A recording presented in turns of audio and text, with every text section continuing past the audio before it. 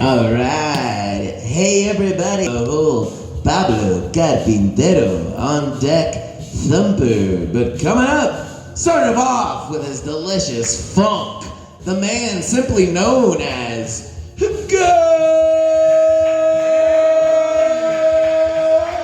Oh, here he comes.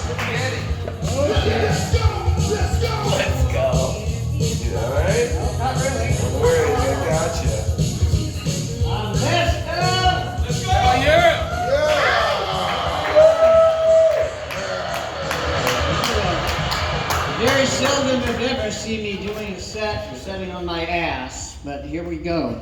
Since last we met, I was in the ICU with the pancreatitis. And I went to county, LACU, they call it LA General now, they're changing the name for some reason. But I went over there and you know how to tell if you're fucked up? When you walk into the emergency room at county and they say, you need some morphine. I mean, I walked in the door and within 3 minutes they were like mainlining me morphine. And yeah, it's a wonderful drug. Wonderful drug. They really romanticize that drug, all these people, Jimi Hendrix and all, Jim Morrison, everybody did the heroin. It's like, I did the heroin. I was so backed up, man.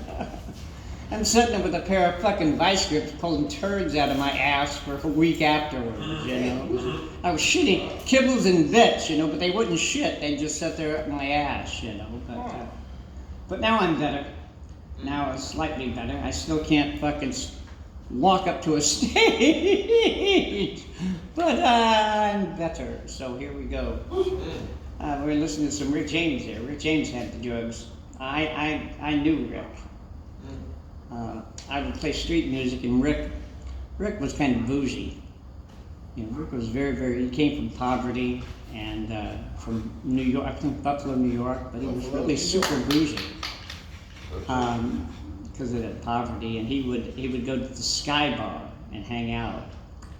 And this is when he was like way into the crack. And I saw him, and I did some, I never played the song before, but I saw Rick James, and I was like, she's a very kinky girl, something stupid like that, And he just scowled at me, and he went in with these two chicks into the Sky Bar. And one of the two they were the skanky, trailiest park-looking whores you've seen in your life. They were some sad crackheads. And they came down. They were outside smoking, and one of them came up and said, Rick said that's the worst version of Super Freak he's ever heard in his life. And I said, well, you slide on up and tell Rick that you're the skankiest looking hose I've ever seen a rock star have. So anyway, like probably a year later, he was getting worse and worse. And I was standing there by the Sky Bar, and the House of Blues used to be there, across from the Comedy Store, and I'm playing, and I look, and there's a white stretch limo sitting in front of the Sky Bar, and the doors are open to the limo. And Rick James is in the back of the limo, crying like a 3-year-old, just like, oh God, oh Lord, shit, oh God. Oh my God, I said, bitch, I looked in the limo and said, you're Rick James. It's like, you can go do that at home, but you can't be out here on the Sunset Strip crying. We closed the door, dude, come on. So that was my romantic, that was Rick James for you, man. Just super freaky. Yeah, that's a wild song. Everybody loves that song. She's a super freak. And you really listen to it. Something's a really good song if you can write a song and it's just stupid as fuck and nobody notices. Yeah. And Super Freak is, lyrics of that song, she's a very freaky girl. She's very freaky. She is so freaky. Well, how freaky is she, Rick? Well, she likes incense. She like incense, wine, and candles. Yeah. Yeah, you can't take her home to mother. This bitch likes incense, wine, and candles, man. She's freaky, dude. She's freaky. This is a freaky chick, man. Look at that. That bitch got candles. Man, she's using light. She's like freaky, dude. Mom, you won't believe this, but yeah, so it's just like, she ain't no freaky. She's just some whack job from college who smokes a lot of crack. So, very freaky girl. So many songs like that, you know. So, but yeah, so I'm trying to get my groove back on. I don't know what I'm gonna do with this comedy thing here. Other weird news, I'm waiting for a kidney transplant, so if anybody's got an extra fucking kidney, just bring it on up. I'm waiting for a kidney transplant, and since I've been in the hospital, if you notice my face, Yeah. I've gained 10 pounds since I went to the ICU. You've gained 10 pounds? 10 pounds. So something happened, they put me on the super duper doxycycline antibiotic, and it's like, I've got a genetic kidney disease, but somehow that I had some infection that was seriously fucking me up that they didn't know about. I don't know how many years, but I gained 10 pounds. My glomerular filtration rate went from 6 to fucking 9. Wow. So they wanted to put me on emergency dialysis. They wanted me to start dialysis in the hospital. Like 6 kidney doctors. They said a phalanx of kidney doctors. Dude, you're gonna die. You gotta go on dialysis. I said, I'm not doing dialysis until I figure out what's up with this pancreatitis.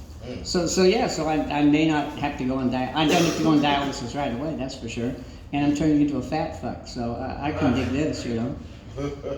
I want to be thick. I said that, you know. I want to be thick, you know. That's all I want to do. But just some thick, funky.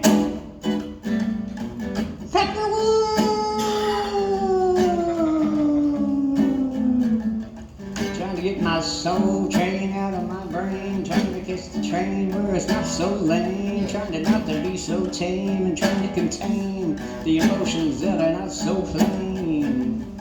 Trying to live and let live and not die and let die, because I don't know why, it's just gotta go round in my brain like the Ukraine, like the Putin putting up the wild, insane nature of the incestuous relationship of sanity and tenuous bonds that keep us sane. Hey, thanks. Woo!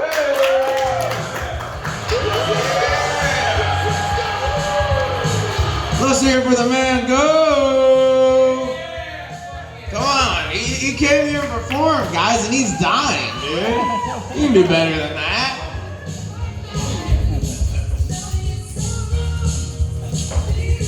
As Go was telling his hospital story, I was envisioning like a Lifetime movie where like a little kid goes in and his grandpa's like dead. But like as he walks in, like, you know, when they're leaving the empty bed, he like hears Go playing the guitar.